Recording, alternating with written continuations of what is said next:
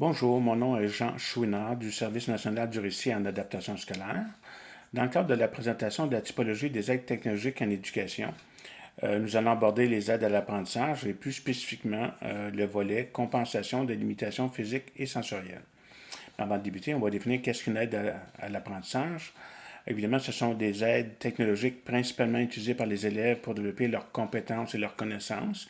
Et évidemment, ces aides technologiques-là sont là pour compenser, contourner ou pallier des difficultés marquées et persistantes ou encore des incapacités des élèves à soit réaliser des tâches, soit développer des compétences ou soit d'atteindre un état qui serait difficilement réalisable, atteignable, sans l'apport de la technologie, sans le recours à cette technologie.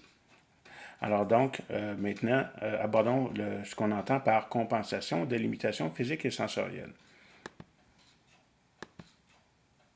Le volet de la compensation des limitations physiques et sensorielles touche principalement les modes d'accès. Là, ce qu'on entend par mode d'accès, ce sont les périphériques qui visent à permettre à l'élève d'utiliser soit le clavier, la souris ou l'écran, mais qui font office de substitut justement à la souris standard, au clavier standard ou à l'écran standard. Ce sont des périphériques principalement utilisés par des élèves justement qui ont des limitations physiques ou sensorielles, que ce soit parce que l'élève est aveugle ou malvoyant, ou parce que l'élève est sourd ou malentendant, ou parce que l'élève a des déficiences motrices ou notamment des difficultés de motricité fine ou d'incapacité à utiliser ses membres supérieurs.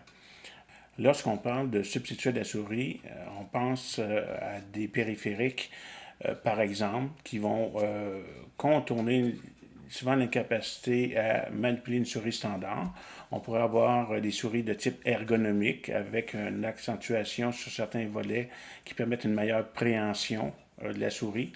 Ça peut être aussi des contacteurs qui vont contourner le fait de pouvoir maîtriser par motricité fine une souris, donc simplement par l'appui sur des petites boules, des pastilles qu'on appelle des contacteurs.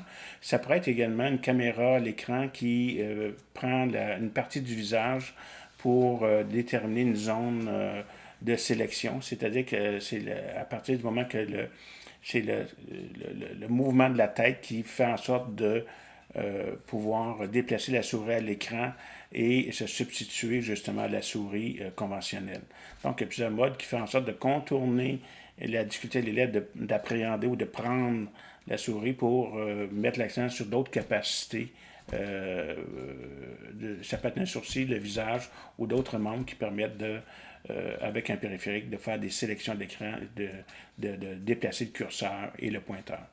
En ce qui a trait au substitut au clavier, c'est la même chose. Certains élèves vont avoir de difficultés motrices à manipuler un clavier standard. Ça peut être un clavier agrandi ou un clavier réduit. Il existe même des claviers à une main pour gaucher ou pour droitier.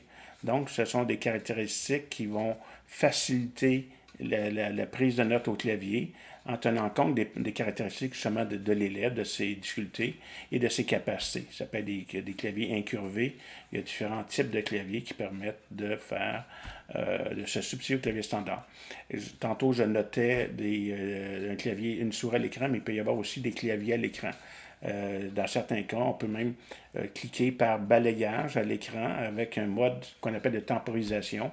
Et si j'ai une caméra qui va déterminer le mouvement simplement par amplitude de ma tête, je vais pouvoir sélectionner avec mon curseur qui va se déplacer sur un clavier virtuel et après 1 ou 2 secondes ou une demi-seconde, il va cliquer, il va y avoir un clic sur le clavier pour écrire la lettre que je désire.